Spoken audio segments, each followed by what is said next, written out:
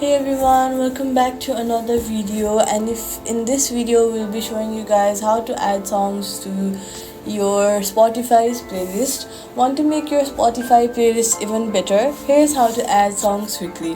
First of all, open your Spotify's app and then click on the song or music you want to listen to or add to your playlist simply. And here you'll see a lot of options, but you'll have to go ahead and click on this three dots option right here, and you'll see the option of add to other playlist.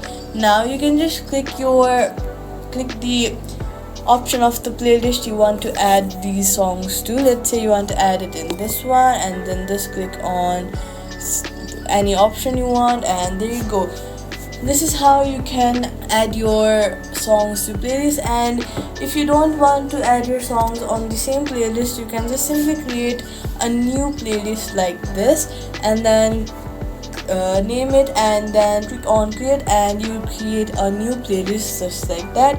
And that's it. Adding songs to Spotify playlist is that simple. I hope you guys enjoyed watching this video. If you did, give this video a thumbs up and make sure you leave a comment and hit the subscribe button too. Thank you all for watching today. I hope to see you guys in the next video.